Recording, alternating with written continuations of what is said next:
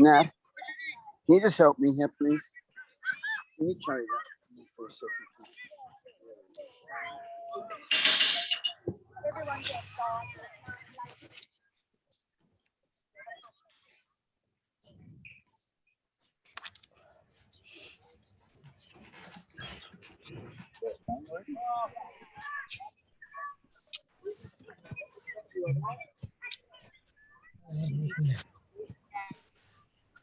What does it say there, no? In the full screen. You can enter full screen. On full screen. No. Why?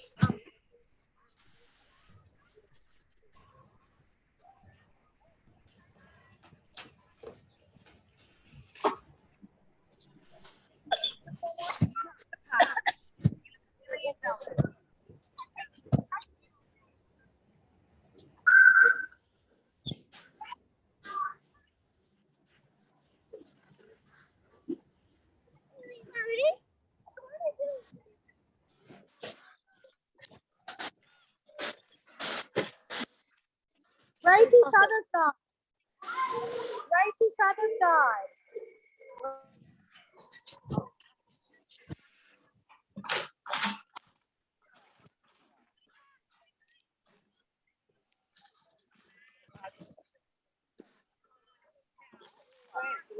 Right side, Charlie. Put this on, Mommy.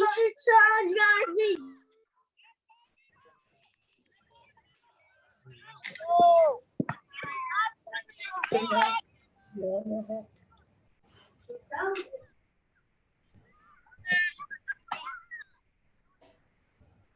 So why don't you go into full screen?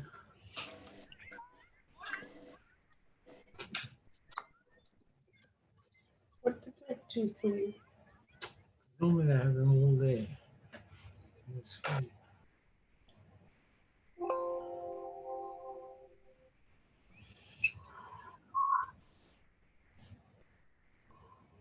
This is gallery, do you? Gallery, I normally go into. So what do you want me to go into? You go to gallery, you have to go all around there. Wow. What, to see who's on? Yeah, Yeah. there's everybody. What is it?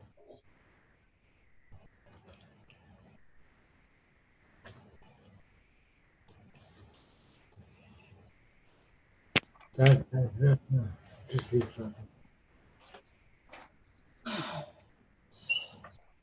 Look, Yeah. Looks just like it's this. small. It is Esther. Ah. Okay.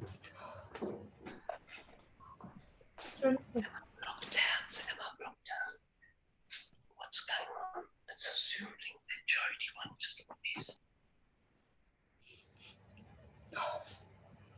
Where's it? Jody, It's not there.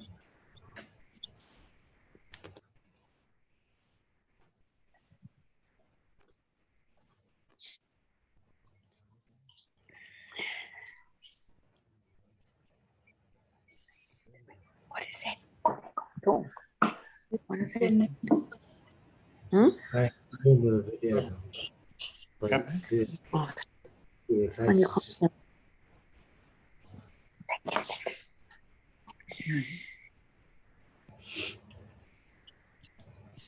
No, sister.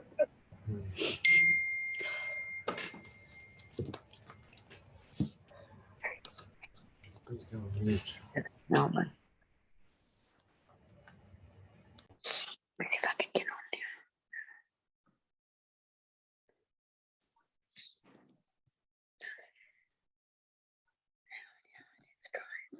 Just see me on now.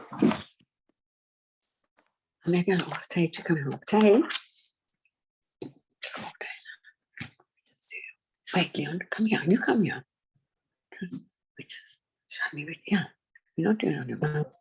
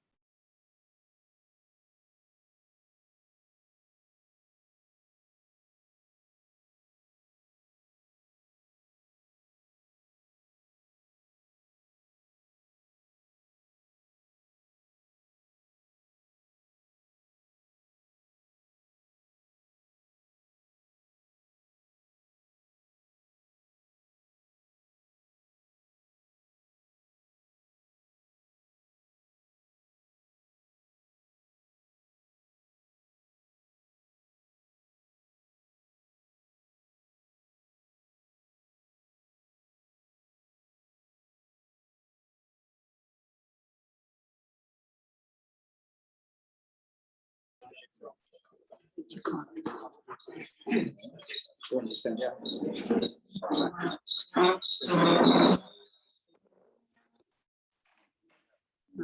Sean, Sean, Sean.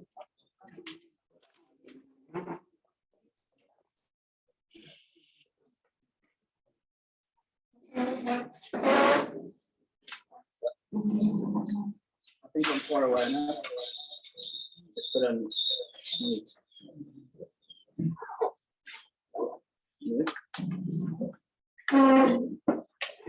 Yeah, so yeah, I just wanted to say a few words about my mother before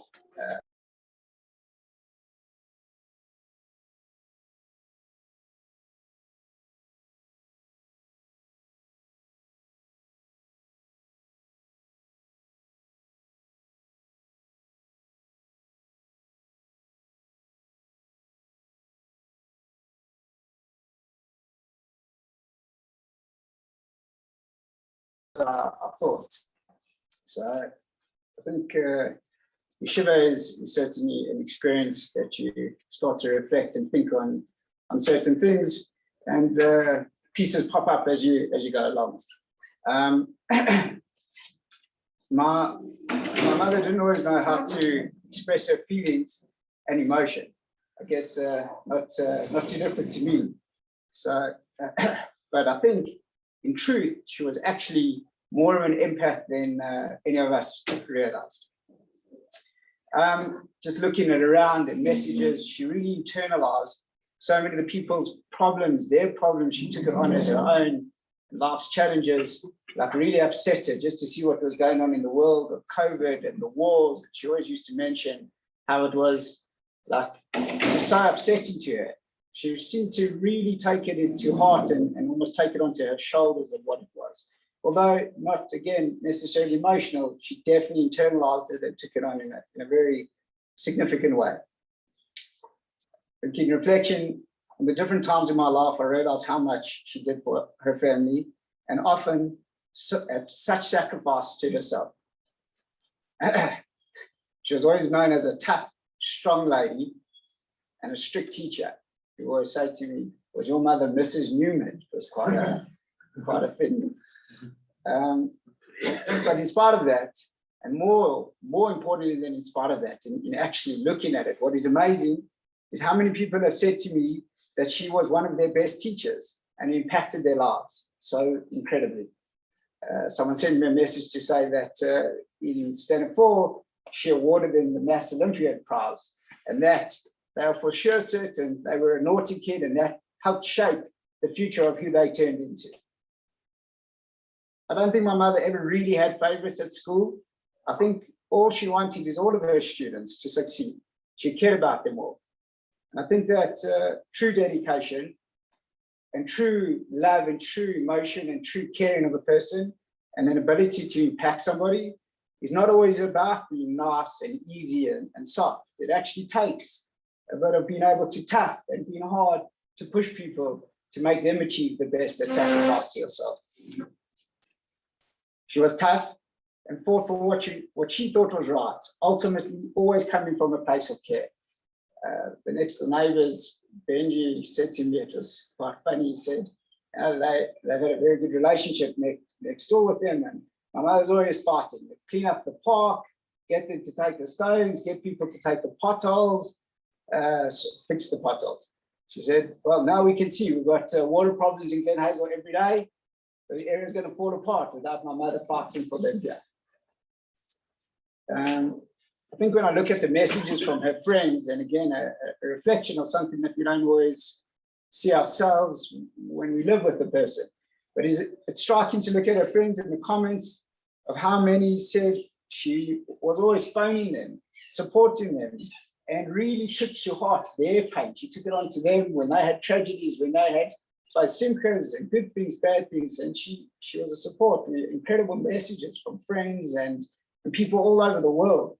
So many messages to me, the non-communicative one, trying to have to field all of these from all places, which I don't even know who they are. To myself and to my family, thinking back when we were young, we did not grow up in a religious family, but there were always some very strong actual traditional connections that my mother had. One of them, Tammy actually mentioned to me, and also thinking about it, she always lit Friday night candles, although we didn't necessarily do much else, but always lit Friday night candles. And in later life, although she didn't necessarily think it was for her, we always had a kosher home that she kept for me. She set, even after moving out of the house, she would always set the Friday night table, always so accepted and happy to have us. And even to a small thing that she would change into Shabbos clothes. She would never be in casual clothes because she knew it was something that maybe didn't make some difference to her, but it made a difference to me. So it's also a thing about the Shabbos candles and looking back and what she really believed. And I think that essentially she always had an emunah, and a belief in Hashem. Even to the words, she always had this thing. She would always say that when it's your time to go, it's your time to go. She just had this thing. She believed that if Hashem felt that this was your time and your appointed moment in life to leave, there was the way of the world. And in a way, I think that does show in Emina, and it is something that I think that by various means is being given over to me.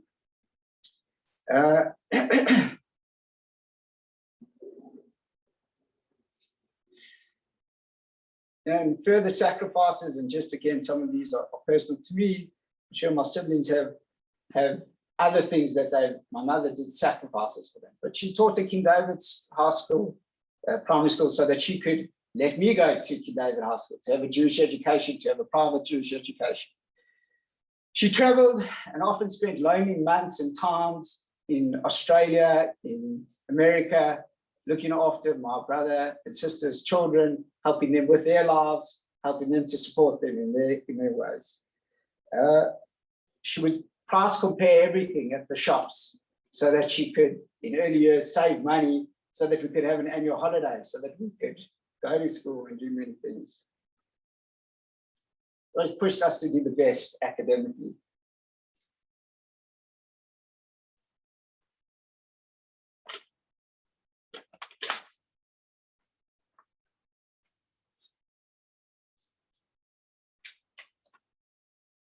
I think in the last few years, my mother really has selflessly supported my dad with all his health issues. He's more than just supported.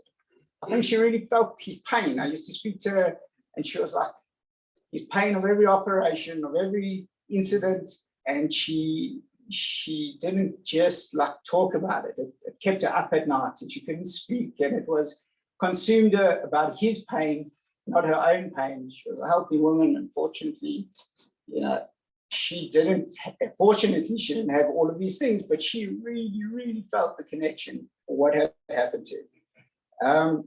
As an illustration of, in a way, like how much she felt that, in December, my father, one of unfortunately many incidences, was in the hospital at Moore Park Hospital in the height of COVID, when there were, I don't know, 20,000 cases a day.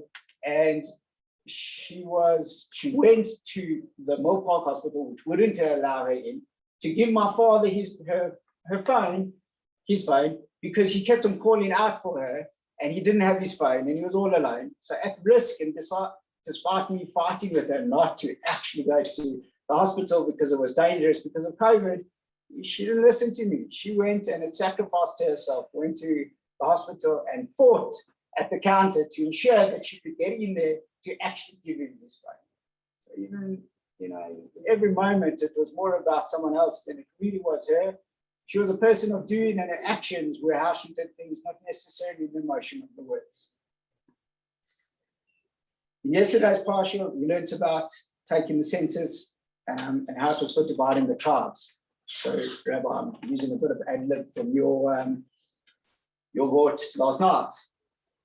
Goes into great detail how we counted and the exact number of people.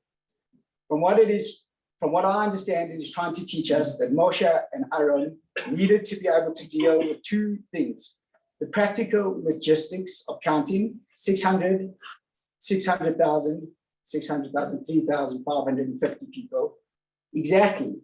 And they needed to know not only about the logistical practicality, but the specifics of each and every person. In order for Aaron and Moshe to have successfully handed over the Torah, they needed not only to know the big picture, but needed to know both the practical and personal details of the people. I was always astounded that my mother could remember students from 50 years ago. They would come up to her and say, so-and-so, and sometimes they changed. She said, but she remembered them. Not only did she remember them, she remembered their names. Not only did she remember their names, she remembered who was naughty, who was quiet, who was the one that had good work, who didn't have good work. And it's a little bit like that. The census and the practical brochures to teach someone and to hand over something. She knew not only the practical, but she also knew the details of the specifics. The Pasha also speaks about how the 12 tribes were positioned around the Mishkan. The position of the tribes is how they traveled through the desert and ultimately helped to form Am Yisrael. The same position of the tribes is how the 4 leaders of the tribes carried Yaakov from Egypt to Michpela for his burial. The tribes in the same formations, and formations is really the key word, carried the Mishkan into Eretz Yisrael. We can see from this connection to Jacob, the legacy he created in his children, which led to ultimately the formation of Am Yisrael. I see my daughter,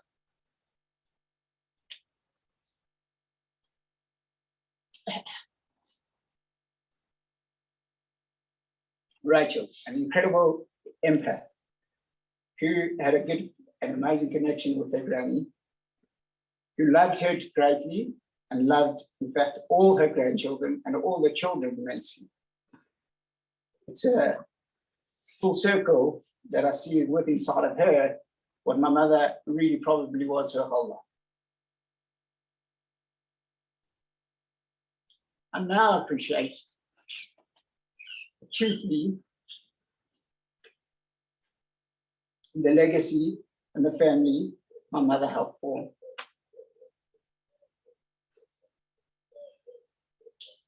I heard yesterday that you only really appreciate and more importantly, understand the neshama. I only understand it, the neshama, when it has left us. I truly feel this strongly about my mother. I say thank you to my mom, and I love her. And neshama have an aliyah.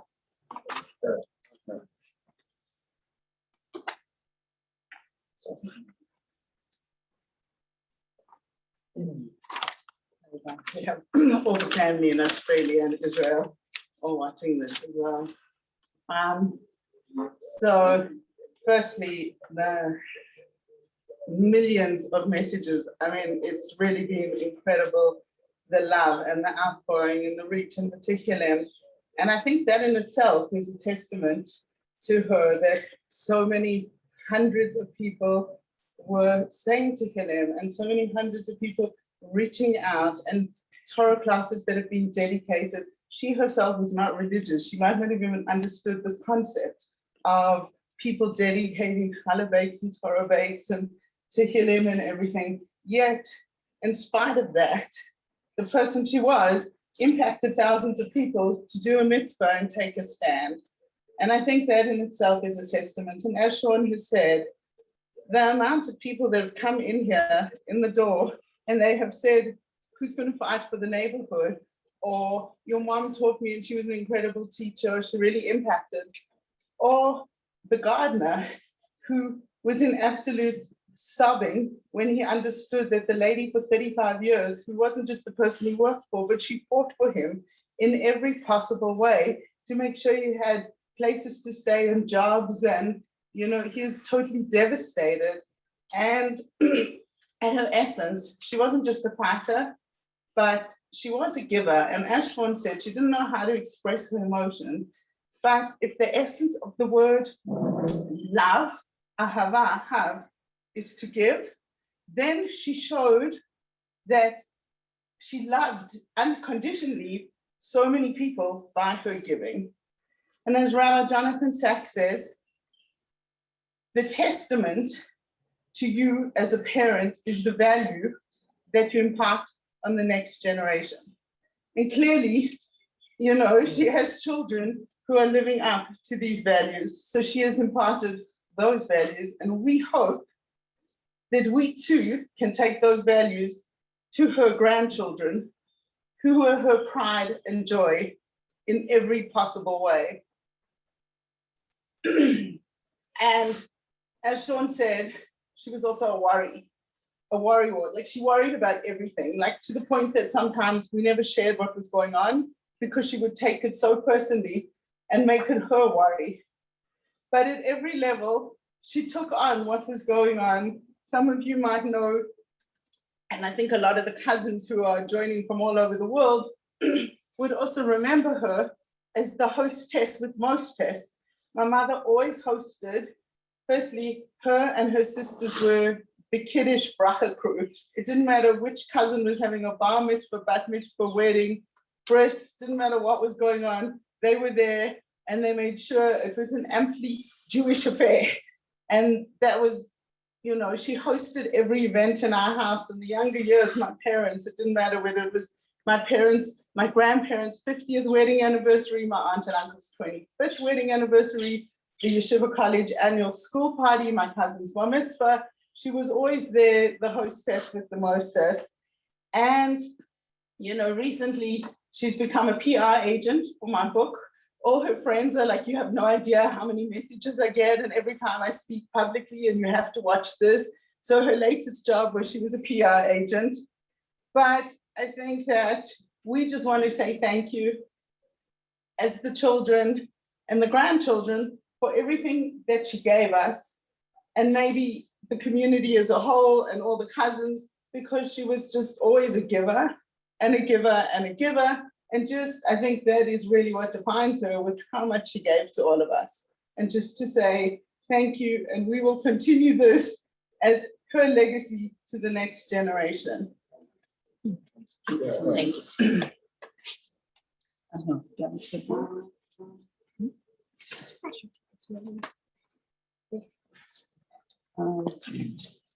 So for those who are on the Zoom, Gavin is actually going to continue. He is going to do a little bit of learning. For those who are on the Zoom, Gavin is actually going to continue.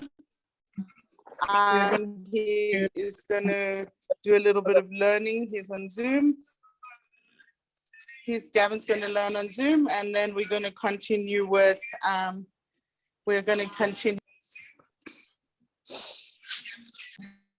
Okay. Hi, good morning, good afternoon, everyone. I just want to share a quick idea with you for the upcoming Chag of Shavuot in honor of the neshama of Esther. Shavuot, as we know, is one of the three of the Shalosh Regalim, the festivals when in old times all Jews in Israel would come to Yerushalayim, would come to Jerusalem. And the story of Shavuot is a particularly beautiful one. We read Megillat Ruth, the story of Ruth on Shavuot, and I'll just paraphrase the story in a few words for context. So Avimelech was a prominent person in old Israel, and him and his wife Naomi left to Moab, to the area of Moab, because of a famine that was in Israel. When they were there, Naomi's two children married Moabite princesses, and then Avimelech passed away and the two sons passed away, and Naomi decided it was best to return to Israel. Her two daughter-in-laws, the Moabite princesses, one of them was happy to stay in Moab and continue to enjoy her position of power, but Ruth decided to go back to Israel with Naomi. And there's the beautiful story of Naomi trying to convince her to stay. She says, I'm a poor widow. I have nothing to offer you. Stay with your people. And Ruth says, no, I want to come with you. Where you go, I'll go. Your people will be my people, and so on. And they return to Israel, and eventually Ruth marries Boaz, and we have the lineage of David HaMelech, King David, coming from that. Now, why do we read Megillat Ruth on Shavuot? There's two main reasons. Firstly, it was the same time of year as we have now, around the wheat harvest is when the story takes place, and Shavuot is the time of the wheat harvest in Israel. Secondly, it's a story of conversion. Just the same as Ruth decided to take on Judaism as her own religion, so did we on Shavuot, which is the time that we received the Torah and the Ten Commandments from God. We declared to God and to the whole world, Naaseh v'nishma. We accept the Torah on ourselves, and we became the Jewish people at that point. Just one last idea of the Shalosh Regalim, we read Megillah, a story on each of them. So on Pesach, we read Shir Hashirim. On Shavuot, we read Ruth, and on Sukkot, we read Kohelet. And they all three of those Megillot, all three of those stories are stories of love. And they reference different kinds of love that relate to the different stages of love in different stages of the relationship.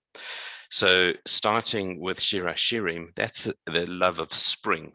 Pesach happens in the spring. Spring is a newness, a love of newness. And Shir Hashirim has quite intense physical references to the passionate side of love. And then on Sukkot, we read Kohelet. And Kohelet, the love that's described there is the love of old age, a mature friendship. It's a result of being with your partner for many, many years. And on Shavuot, we read the book of Ruth, which is somewhere in between. It's the love of summer. It's a mature love. It has a strong connection and strong passion associated with it, but it's reached a level of maturity as well. And for Sid and Esther, who were together for 53 years and went through these 3 periods of love themselves. The love of autumn, the love of Kohelet that we saw in the last few years, where Esther and Sid were so dedicated together, they were so connected, they spent every minute of every day together. So the memory of that love should provide comfort to Sid, and the love that Esther showed to all of us and to the community at large should be a source of comfort for all of us. I wish you all a Chag Sameach.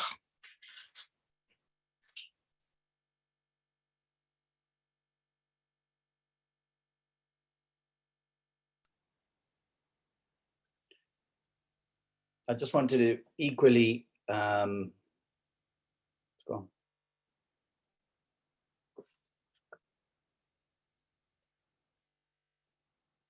just wanted Gav, to maybe Dean wants to talk next, I believe.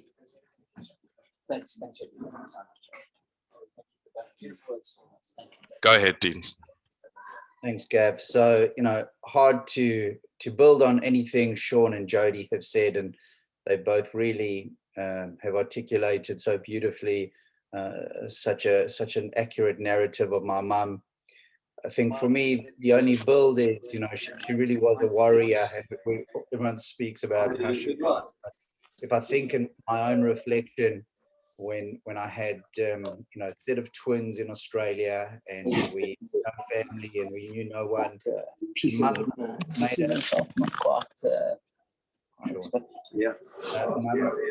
Mum made a massive sacrifice to come to I'm just going to mute everyone, and then Dean, you unmute yourself. And Mum made a huge sacrifice. She came to Australia for 3 months. She left my dad, she left her life, she left her friends, and she came for 3 months to be nothing else than a help to me and the twins and to Jade. And, she was just a selfless person when it came to making sacrifice. And I always think back on that time in terms of, the incredible sacrifice that she made. And I think that there was never any sacrifice for her children or her grandchildren that was too much. And for me, difficult not to be with the family sitting Shiva, tricky situation, of course, COVID and travel and whatnot, but just really reflect on my mum as a true warrior, as somebody who fought so hard for me. I was a person that wasn't necessarily on the straight and narrow and wasn't necessarily following the right path in my own life, and it was my mum who begged me and pleaded with me to get onto the right path and to change my ways and to stop doing the things that I was doing that I shouldn't be doing. And ultimately, Mum really rode me until I completed a university degree. And when I was finished that was just the beginning, because once I'd done that, she kept on going until I kept on going and made something better of myself. So for me, I'll always be indebted to Mum.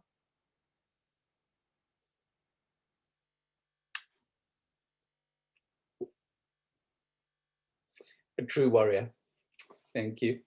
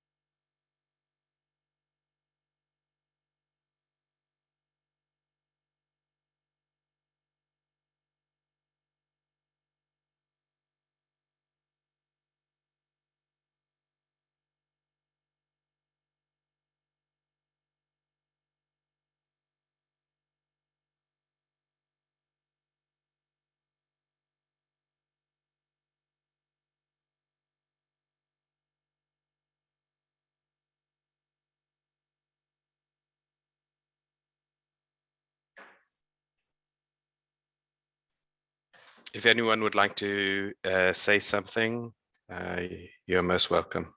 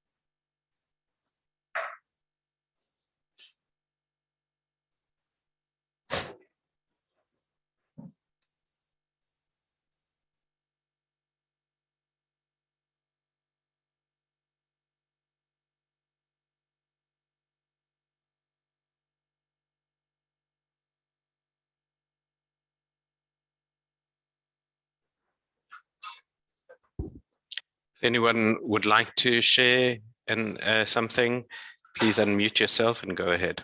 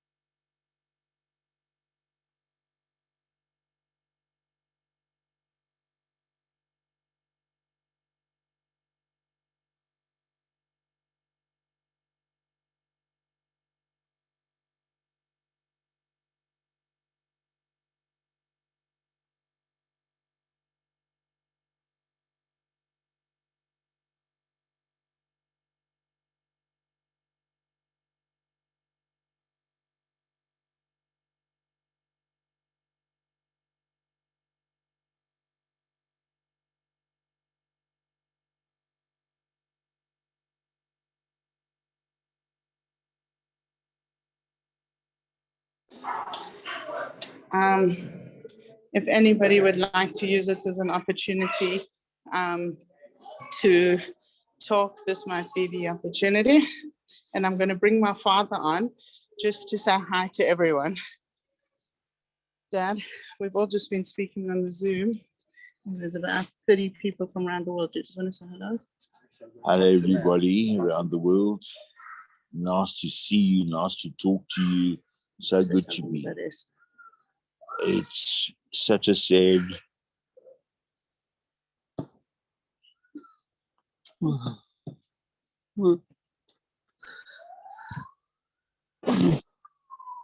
It's a really sad time.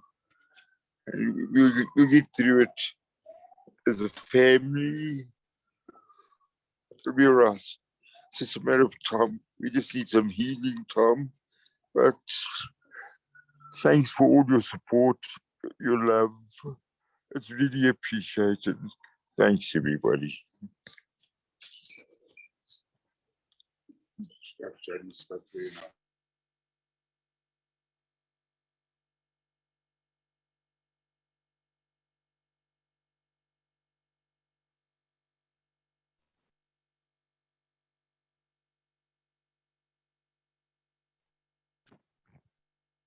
Hello, Jody, this is Roy. Can you hear me? I'm trying to unmute. We hear you, Roy. Yeah, it's been very painful for all of us. I watched the funeral on Zoom and watched this, and we all feel the pain. Just want to send my sympathy to Jody, Sean, Uncle Sid, and all the family. Aunt Esther was someone we all loved. She always went out of her way to come and visit whenever she was in America. We always saw her. Australia, same thing.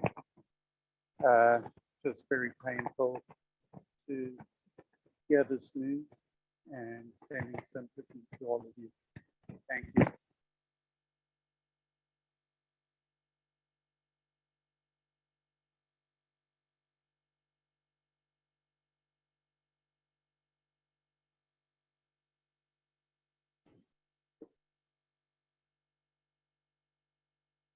Hi. Am I on? Oh, hi, everybody. Just from Australia. I just want to say how we are all totally devastated and can't believe what has happened. And to you, Sid, and your beautiful children, I'm sure that you will live in Esther's memory and only have beautiful thoughts of her. Our thoughts are all with you.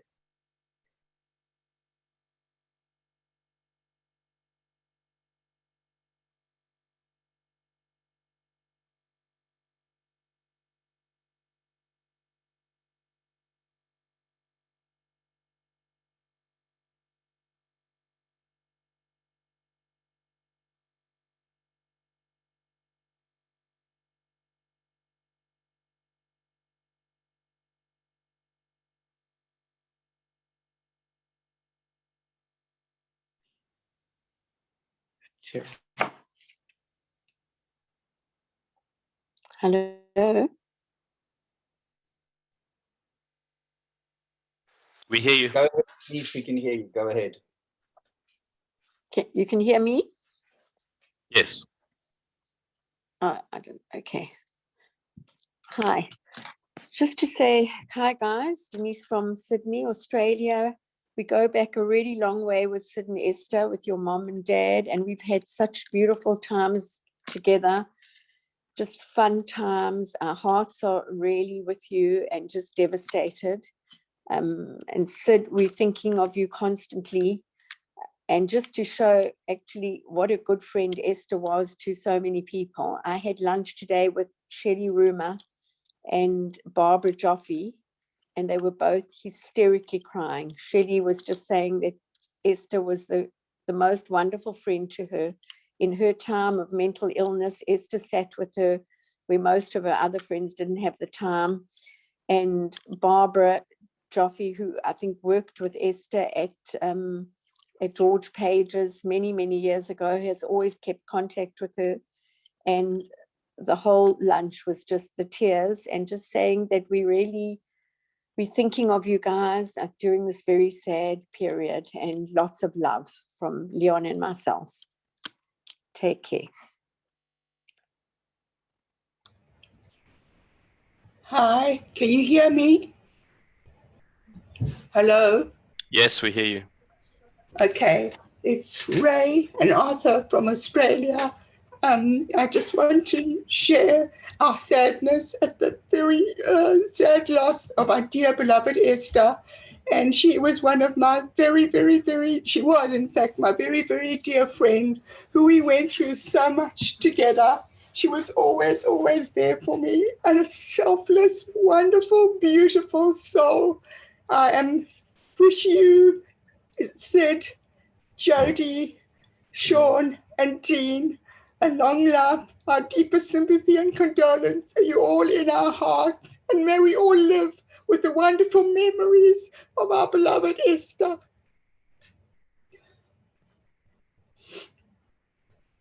How does it go on? About what's left. Don't know. Did you unmute yourself? No.